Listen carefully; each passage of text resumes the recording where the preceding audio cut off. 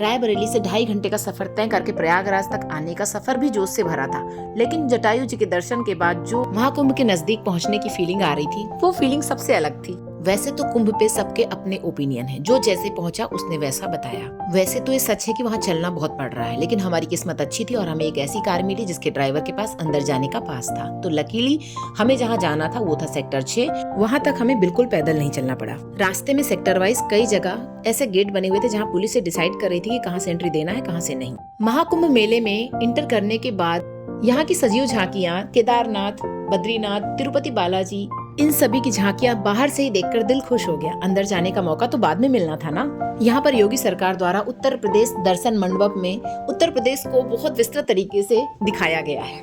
हमारे देश की कलाओं को भी यहाँ स्थान दिया गया है। फाइनली हम पहुँच रहे हैं सेक्टर 6। यहाँ पर कहीं भी जाने के लिए गूगल मैप का इस्तेमाल करना बहुत जरूरी है, वरना आप भटक सकते हैं। हमारे डेस्टिनेशन पे पहुंचकर हमने अपना सामान रखा और केवल नहाने के लिए जरूरी सामान लेकर हम संगम की तरफ निकल पड़े।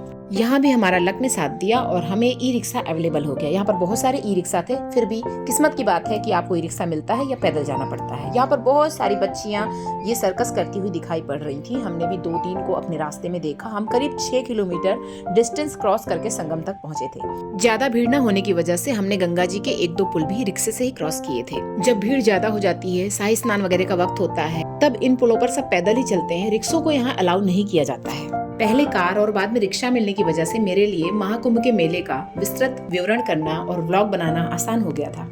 इस स्वास्तिक द्वार से कुछ दूरी के बाद हमें रिक्शा ले जाना अलाउ नहीं था और हम पैदल पुल पार करके संगम स्नान के लिए चल पड़े। गंगा जी का पानी यहाँ बहुत साफ सुथरा दिखाई दे रहा था और बहुत अच्छा लग रहा था गंगा मैया के दर्शन करके। वहाँ पे अच्छी अच्छी हवा चल रही थी, बहुत ही प्यारा मौसम था। अभी बज रहे थे दोपहर के 3 और हम पहुंच चुके थे संगम स्नान करने के लिए। बस थोड़ी दूरी पे हमें दिखाई पड़ रहा था कि लोग वहाँ पर संगम स्नान कर रहे हैं। संगम स्नान के क्षेत्र को बहुत बड़ा और विस्तृत तैयार किया गया है, क्योंकि यहाँ पर मोस्टली लोग जो आते हैं वो संगम स्नान के लिए जरूर कोशिश करते हैं। मुख्य रूप से संगम स्नान की प्राथमिकता यहाँ पे है। ये हम आ गए संगम घाट पे। संगम घाट में आप देख सकते हैं कितनी लाइट वगैरह की व्यवस्था की गई है। हम दोपहर टाइम पे आए हैं, लेकिन बाद में भी रात में जब यहाँ लाइट जलती है तो इतना उजाला दिखता है, जो उजाला रियल में बाहर होता नहीं है। पता भी नहीं चलता है कि इतना उजाला है। जैसे जैसे हम घाट के करीब पहुँच रहे थे, भीड़ बढ़ती ही जा रही थी। आखिर हर किसी का उद्देश्य संगम स्नान करना ही तो है। फाइनली हम पहुँच चुके थे और ये तय कर रहे थे कि कहाँ पे अपना सामान रखें और नहाने के लिए संगम में उतरें। ये पर्व के साधारण दिन थे, लेकिन स्पेशल दिन में यहाँ पर इतनी भीड़ होती है कि पैर रखने की जगह नहीं मिलती।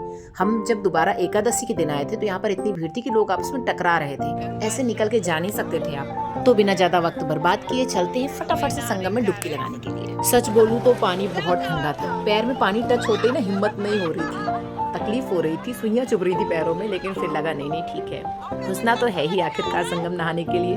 और फाइनली मैं यहाँ डुबकी लगाने के लिए आ गई हूँ। और हिम्मत करके जब मैंने डुबकी लगाना शुरू किया तो 1, 2, 3, 4, 5 मतलब बहुत डुबकियां लगा। कहते हैं कि आपके जो अपने संगम तक नहीं पहुंच पाए हैं, उनका नाम लेकर संगम में डुबकी लगाने से आप उन तक संगम स्नान का फल पहुंचा सकते हैं। मैं तो यहाँ पहुंची थी अपने मायके की फैमिली के साथ, तो मैंने अपने पतिदेव और बेटे के लिए भी डुबकियां लगाई। आई थिंक इस वक्त बजते रहे होंगे 3 या 3:30, शायद 3:30, और धूप होने की वजह से हमें नहाने में और भी ज्यादा मजा आया।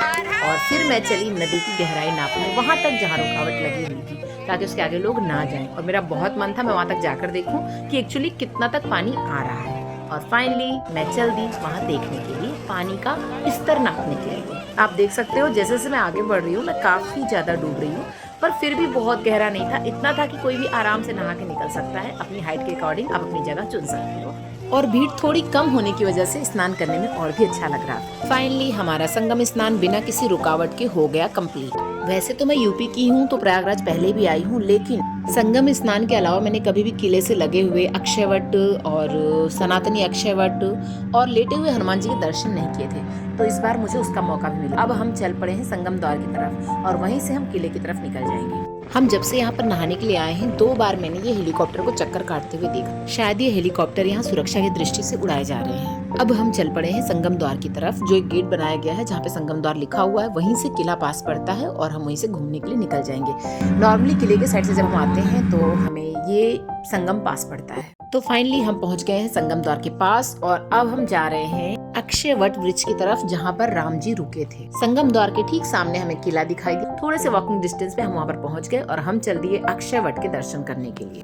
यहाँ से हम घुसते हैं अंदर अक्षय के दर्शन के लिए और यहाँ से देखिए महाकुंभ का एरिया कितना खूबसूरत दिखाई पड़ रहा है। खैर हम चलते हैं अक्षय के दर्शन करने के लिए। फिर यहाँ पे वॉकिंग एक लॉन्ग डिस्टेंस क्लियर करने के बाद हम पहुँचते हैं अक्षय के दर्शन के लिए। यहाँ पर विशालपुरा ने अक्षय को शिला पर उकेरा भी गया है और उसके बारे में लिखा हुआ भी है। कहा जाता है कि ये अक्षय 300 साल पुराना है। पुराणों में कहा गया है कि जब समस्त धरती प्रलय में डूब जाएगी तब भी ये अक्षय विद्यमान रहेगा और हमेशा विद्यमान रहेगा। इसके एक पत्ते पर बैठकर बाल रूप में भगवान सृष्टि के अनादि रहस्यों का अवलोकन करते हैं। इस वृक्ष के नष्ट न होने की बात कही गई है। यह एक धार्मिक, पौराणिक और ऐतिहासिक वट वृक्ष है।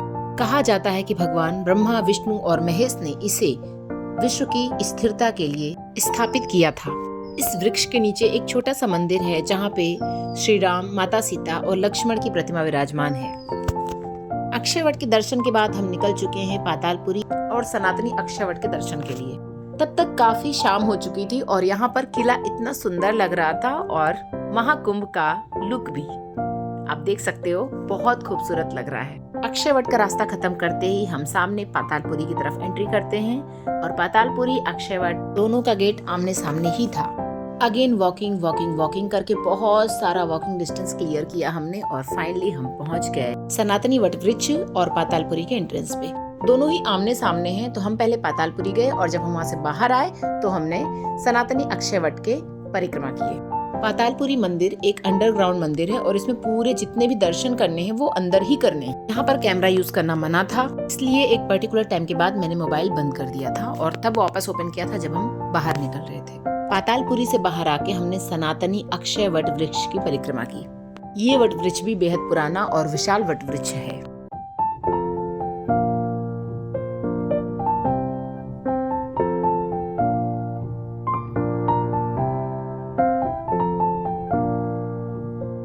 यहाँ परिक्रमा और दर्शन पूर्ण होने के बाद हम बाहर निकल पड़े लेटे हुए हनुमान जी के मंदिर जाने के लिए। फाइनली हम पहुँच गए हनुमान मंदिर के मुख्य गेट के सामने। यहाँ पर भी बहुत लंबी लाइन थी और लाइन में एक लाइन क्रॉस करते करते फाइनली हम लेटे हुए हनुमान जी के मंदिर तक पहुँच गए। ये हकीकत है कि यहाँ जाने में शायद आपको भी ऐसा कुछ महसूस ना हो, लेकिन जब भगवान जी के दर्शन हुए ना तो कहने ही क्या थे। दिन शनिवार था और हनुमान चालीसा गाते गाते जब उनके दिव्य दर्शन हुए ना, इतनी भीड़ में फंस के जो अचकचाहट, अजीब सा फीलिंग आ रहा था, उनके दर्शन होते ही सब छू मंतर हो गया। मुझे उम्मीद है आपको भी इस दर्शन से ऐसा ही महसूस होगा।